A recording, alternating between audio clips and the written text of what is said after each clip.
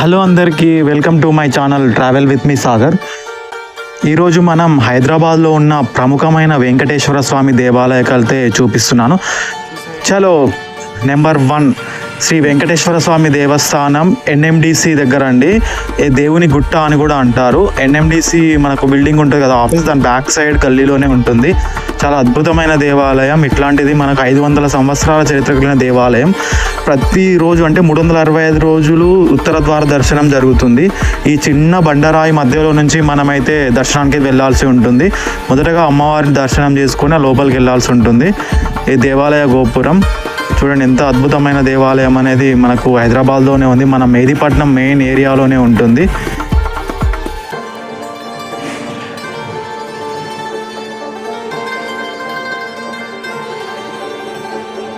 రెండవది జిల్లెలగూడలోని శ్రీ వెంకటేశ్వర స్వామి దేవాలయం అండి. ఇది మత్స్యావతారంలో ఉంటుంది. ప్రపంచంలో ఎక్కడా లేని విధంగా ఉన్న ఒకే ఒక దేవస్థానం అయితే జిల్లెలగూడ మత్స్యావతార వెంకటేశ్వర స్వామి దేవాలయం. ఈ దేవాలయం కూడా దాదాపుగా 500 సంవత్సరాల చరిత్ర కలిగి ఉంటుంది. ఈ దేవాలయాన్ని అయితే నిజాం దగ్గర బ్యాంకర్గా పనిచేసిన వాళ్ళైతే నిర్మించారనమాట.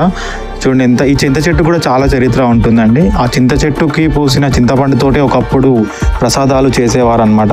ఏమైనా కోరికలు నెరవేరాలనుకుంటే ముడుపు కట్టేవారు ఈ దేవాలయానికి. చూడండి ఎంత బాగుందో.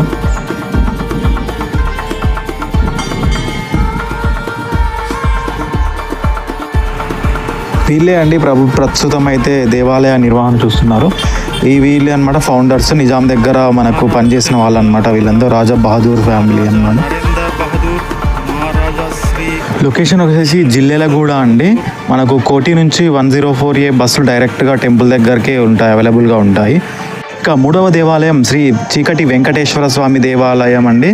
ఇది పులిమామిడి మహేశ్వరం మండలంలో ఉంటుంది. ఇక్కడ మనకు బస్ స్టాప్ దిగిన తర్వాత లోపలికి అయితే ఒక 1 కిలోమీటర్ వెళ్ళాల్సి ఉంటుంది.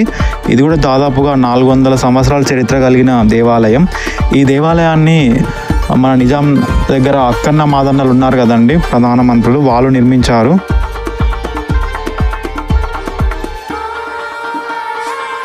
టెంపుల్ లోపలికి అయితే మనము వెళ్తున్నాము. ఇది 2 అంతస్తులు లోపలికి ఉంటుంది, అండర్ గ్రౌండ్ లోపలికి ఉంటుంది. అందుకే చీకటి వెంకటేశ్వర స్వామి దేవాలయం అని పిలుస్తారు. ఇది ఒకటి ఫస్ట్ ఫ్లోర్కి మనమైతే దిగుతున్నాం. ఇంకొక ఫ్లోర్ కూడా ఉంటుంది. అసలు ఆ కాలంలో ఇలాంటి అద్భుతమైన దేవాలయం ఎలా నిర్మించారో వాళ్ళకి తెలుసు. చూడండి, సెకండ్ ఫ్లోర్కి అయితే కూడా వచ్చేసాము. లోపలికి అయితే వెళ్తున్నాం. శ్రీ వెంకటేశ్వర స్వామి, అందుకే దీనికి చీకటి వెంకటేశ్వర స్వామి దేవాలయం అని పిలుస్తారు. ఇక్కడ మనం దర్శనం చేసుకోవచ్చు స్వామివారిని. ఈ బండరాల పైన కూడా ఒకటి మనకు విగ్రహాలు అయితే అవైలబుల్గా ఉన్నాయి. అక్కడ స్వామివారి పంచ, అక్కడ విగ్రహాలు, ఇక్కడ పాదుకలు కూడా అవైలబుల్గా ఉన్నాయండి. దర్శించుకొని మనం రావచ్చు. చాలా అద్భుతమైన దేవాలయం అండి. మన హైదరాబాద్కి 40 కిలోమీటర్ల దూరం ఉంటుంది. చార్మినార్ నుంచి డైరెక్ట్ బస్సులు అయితే అవైలబుల్గా ఉంటాయి టెంపుల్ దగ్గరికి. 253 కానీ 258 కానీ బస్ నెంబర్ అయితే ఉంటాయి.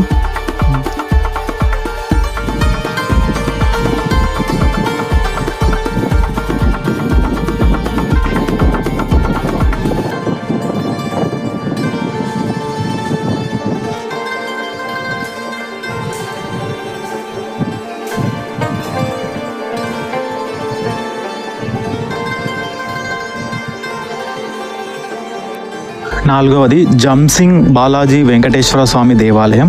ఇది మనకు గుడిమల్కాపూర్లో ఉంటుంది. గుడిమల్కాపూర్ బస్ స్టాప్ నుంచి ఒక 300 to 400 మీటర్స్ లోపలికి అయితే ఉంటుంది. అక్కడ నుంచి మెయిన్ రోడ్కే మనకు దర్శనం ఇస్తుంది జంసింగ్ బాలాజీ వెంకటేశ్వర స్వామి. ఈ ఆలయాన్ని కూడా నిజాం దగ్గర పనిచేసే వ్యక్తి అయితే నిర్మించడం జరిగిందనమాట. ఈ ఆలయం చూడండి ఎంత బాగుందో, పురాతనం. ఎంత పెద్ద దర్వాజా ఉంది. దర్వాజా నుంచి చిన్న డోర్ నుంచి బయటికి రావచ్చు. అప్పట్లో ఈ ఆలయాన్ని. ఈరోజు మనం మరొక ప్రత్యేకమైన దేవాలయం గురించి తెలుసుకోబోతున్నాం.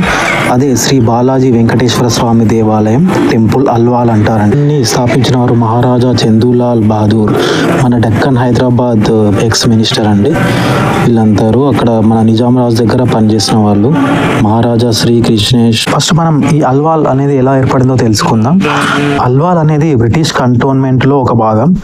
అయితే ఈ పేరును భక్తి ఉద్యమ ప్రతిపాదకులు మరియు వెంకటేశ్వర స్వామి భక్తులైన అల్వార్లు అని పిలువబడే తమిళ కవుల నుంచి పేరు ఉద్భవించిందండి. అల్వార్లు, అదే తద్వారా అల్వాల్ అని నామకరణం చేయబడడం జరిగింది. అయితే 400 సంవత్సరాలకు పైగా పురాతనమైన చారిత్రాత్మక వెంకటేశ్వర ఆలయానికి నిలయం ఈ అల్వాల్. అదేవిధంగా 850 సంవత్సరాల పురాతనమైన గుండం బాలాజీ ఆలయం కూడా ఈ ఆలయ ప్రాంగణంలోనే ఉందండి. అయితే పురాణాల ప్రకారం తిరుమల తీర్థయాత్ర నుంచి కాశీకి తిరిగి వస్తున్న విష్ణు బాలాజీ అనే సాధువు ఈ అల్వాల్ వద్ద వచ్చి ఆగాడండి. తన బస సమయంలో బాలాజీ విగ్రహాన్ని మోసుకెళ్తున్న సాధువు చింత చెట్టు కింద ధ్యానం చేస్తూ కూర్చున్నాడు.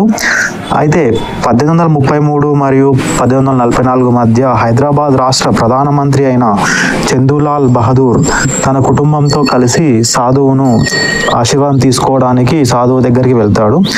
అదే ఆ సందర్శన సమయంలో సాధువు చందూలాల్కు కలలో వెంకటేశ్వర స్వామి కనిపించి అల్వాల్లో ఒక ఆలయాన్ని నిర్మించమని కోరాడని, తద్వారా తిరుమలకు వెళ్లే స్తోమత లేని భక్తులు తమ కోరికలను ఇక్కడే తీర్చుకోవచ్చని చెప్పాడు.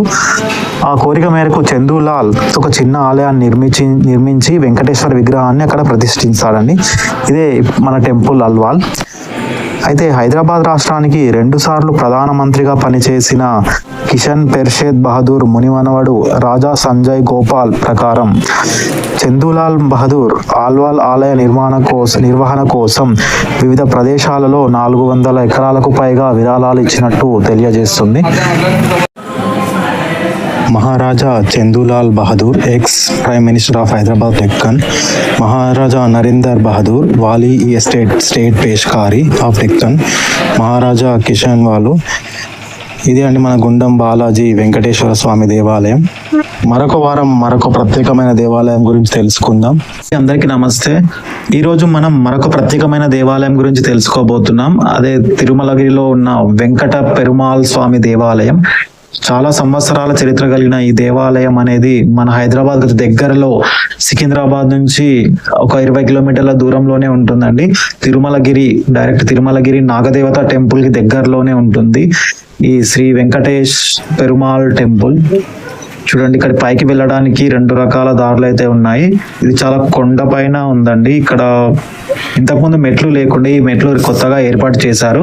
ఆ కొండ పైననే మెట్లుగా చెక్కారు. ఆ వాటి మీద నుంచే మనం పైన దర్శనానికి వెళ్ళాల్సి ఉంటుంది.